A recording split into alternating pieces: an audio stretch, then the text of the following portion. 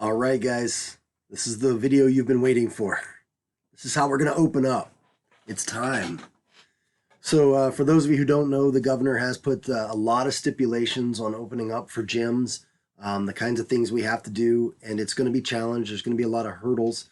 But the good news is we get to open. It's not going to be a perfect solution. It's not going to be the perfect way to open, but there are a lot of things we have to do. And, you know, the good news is you're going to be able to get in on the mats, see the new building, still see your friends and all of this. But it's just going to be a challenge for a month or two while we do it. The good news is that, rather than the challenge being we don't get any jujitsu or anything, we at least get to be in there. The challenges now are going to be that everything's kind of limited at first. So let me, I did a PowerPoint presentation for you so that you can have a good look at what's going on, and I'll try to cover everything here. So, the other thing to know is our new location is where everything will be happening. Beginning May 11th is when these classes start. It'll be at 2674 North Haven Boulevard. Don't worry, I'll put that in the comments, and it'll be on the scheduling page as well. So, without further ado, let's take a look. All right, guys, so these are our exit quarantine procedures, our path to reopen top-level martial arts.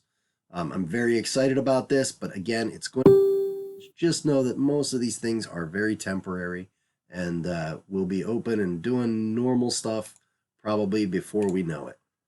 All right, so the first goal is to begin providing in-person service in a way that is safe, effective, and fair to as many people as we can make it fair to. Obviously, we don't want to spike any kind of disease.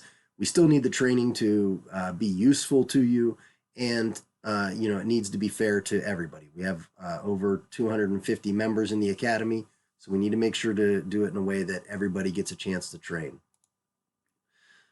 Here's some of the challenges we face. We do need to open the classes with minimal risk of spiking the infection rate. Obviously there's no guarantees ever, but we're just trying to minimize that spike. We are only allowed to have 10 people in a class, and that includes the instructor. Now, the good news here is our building actually occupies 2 addresses, and each mat is in a separate address, so we are able to use each mat. They're not like side by side, so each mat can be a separate class, and we can have 2 classes going at one time. So that's going to be very helpful to us during this time. And then the third thing is conducting classes with minimal to no contact between students. That means that we're going to be doing mostly movement-based stuff and striking-based techniques. And I'll talk about that a little bit more in a minute. All right, so what are we doing? We're creating a temporary online scheduling system. This is the first step of it. Because we can only have 10 people per class, including the instructor, that means we have to limit the number of students to 9. So you will have to log in and ahead of time to select your spot to come to classes. We're limiting the class length and increasing the number of options. Now, this is a temporary thing. Normally our classes are an hour to an hour and a half, depending on the class. But because of needing to clean in between all the sessions, which is the fourth item you see here, we are taking all adult classes down to 45 minutes so that we have 15 minutes between the end of one class and the beginning of another to spray down the mat, clean everything around, and make sure everything's well sanitized. We're also going to be adding foot sanitizing stations. We've always had hand sanitizer there. And there's going to be a controlled access point to the mat, meaning you can only come on and off in one spot, which is something we wanted to do anyway. And then the lockers and showers, unfortunately, will remain closed during this time. The governor's stipulations are to have no areas of congregation open. So a lobby won't be open where a bunch of parents can sit. Parents aren't going to be allowed to watch their kids' classes until all this is over. And similarly, for the adults here, you guys, the locker rooms and showers are going to be closed. So that's just something we have to deal with. All right, so how do you schedule your classes? So you're going to visit this web address, which again, I'll link to you later. You can't schedule until May 11th anyway, so you won't get this today, but you'll get to at least see it. You'll select the correct class and select the time you want to come. Let's take a quick look at that so you know what it looks like. So this is the page that it'll bring you to. You would select, of course, because you're the adults, you'll select adult classes. And then you would select a date. Now, it won't let you schedule, and this is because I've set it that way, more than 10 days ahead. So you can see that like I can't even schedule into May 11th. And this is, again, going into the idea of being fair, when you'll see that in a minute. But, and then you pick the one that is appropriate for you. You're going to see that there are a lot of classes. The issue is that we can have no more than 9 people scheduled at any given time. So we've tried to make it so that you can have a lot of classes. Now you'll see here, you'll say 6:15 and 6:45. I thought classes were 45 minutes long with 15 minutes in between. Yes, 6:15 is on one mat, 6:45 is on a different mat. So you'll see that that split is there. This is what allowed us to give you as many classes as possible. All right, so once you click on one of these, let's say I schedule for this 10 a.m. class, you would just put in your name and your address, and or phone number. Let's switch to that. And yeah, we'll make this Dusty McDesterson's phone number there and complete the appointment. And you'll see that it's already scheduled. If you want to, you'll receive an email about it. If you want to reschedule, you can do that, or you can cancel it here. But I'm just going to cancel it. Obviously, I don't need to keep that on the schedule. All right, back to our fun PowerPoint presentation. Okay, so that's how the scheduling works. And now restrictions on scheduling. You can only schedule 2 classes a week. This is going to be a bit of a bummer for some of you. I know some of you like to be here every day, but this is temporary. Just please keep that in mind. It's just to make sure that everybody who wants to come to class has that opportunity. And if you go in and you schedule every 7:15 for the next 10 days, well, then chances are someone else who needs that time slot won't be able to get it. Now, with that said, if you want to come to more, just check for an opening the day of class. So I'm asking everybody to schedule a minimum of 12 hours in advance. So if someone calls me up at 4 o'clock and says, hey, I was hoping to do another class at 7:15 this week, is there an opening? And I check and there's an opening, then I will give that to you. But just only schedule 2 per week for now. If only a single student signs up for a class, we might contact you and reschedule to a different time slot. That's just going to be 100% dependent on how things look, the instructors, all of that stuff. It may end up being a private lesson for you. We don't know yet. And then sign up as early as possible. It's only going to let you sign up 10 days out anyway. But, if you sign up for, say two in the first week and then 1 in the second week, then hopefully you get that all done. All right, so now this is the other thing I'm going to ask is please be patient with us. Just know that these measures are very temporary. It's not going to be limited like this forever. This is just something we're doing to make it possible to come back to classes at the earliest possible convenience. The class offerings and restrictions will not last forever. The better we adhere to the governor's recommendations, the sooner we'll get to open regular classes and times. And what that means is, things hopefully won't spike. And that's the whole point here, is to do things very slowly so that we don't get a spike in this illness and don't start getting overrun. Because if they start to see that, they're probably just going to shut everything down again. So as challenging as this is, please bear with us during this.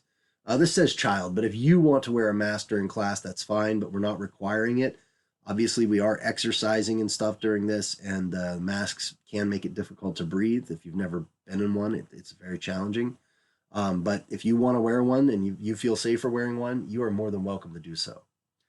Now, this is another thing. If you're in a vulnerable population, you're elderly, you have some underlying illness, some immunosuppressant, you may want to consider not scheduling or coming in. We are going to continue the online content. We'll video 1 class a day, stream it Facebook Live, put it on YouTube, just like we have been. And that's what we're going to do. We're committed to doing that throughout this closure and this weird time for us. So please, if you're in a vulnerable population, really consider not coming to class. It's not worth getting sick over. Okay, all classes will be in the gi. So this is just kind of a further restriction. It's no gi. One, it takes a lot longer to clean up afterwards, and two, that gi is going to maintain some of your sweat. Less of you getting on someone else is just a good thing. We will not be. I'm sorry. There will be no contact during classes. We're not going to do anything that requires contact. We're not going to do our hug line. We're not going to be doing actual grappling. It'll be movement work and striking drills. So you'll be hitting pads. Those pads will be cleaned between classes. So that's what we're going to be doing. It's going to be a challenge. It's not going to be the same. We understand, but it gets us on the mat. There won't be any open mats and there won't be any rolling at all. So please just understand, again, this is temporary. It's not ideal, but it's what we have to deal with for now. And I want you to really focus on taking sickness seriously. And I talk about this in the next thing as well. But if you're feeling unwell, if someone around you is unwell, please consider not coming to class. If you are sick or you appear to be sick, we will ask you to go home, period.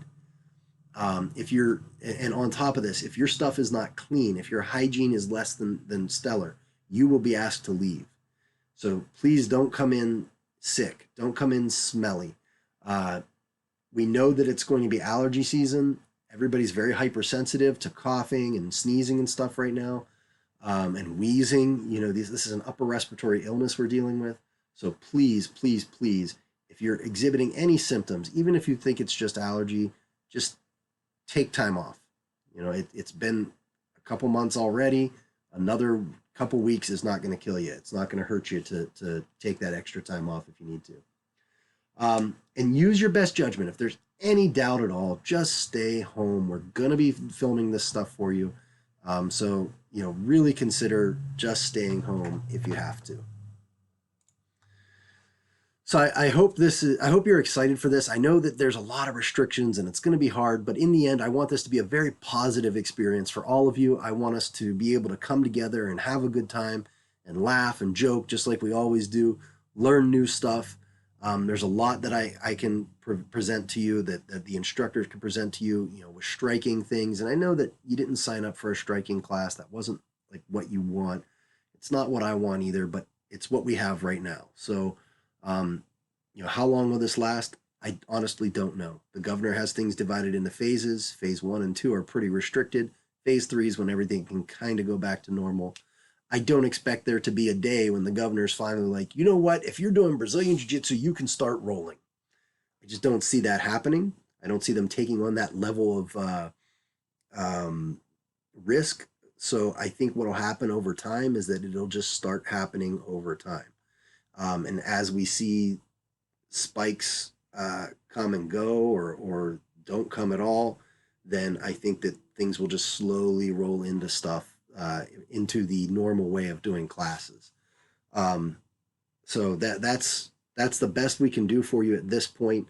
I know it's not 100%. I know it's not what you want, but I hope that you guys are understanding about it. You've been so amazing so far. I'm sure it's not an issue, but I just want to thank you for everything so far, and let's get through this. This is the last phase of this whole thing. Let's make sure we do it right so that it can be the last phase of it, and it can just be done. And in the next couple months, just be back to doing jiu-jitsu like we all want to do. Guys, thank you so much. I'll talk to you later.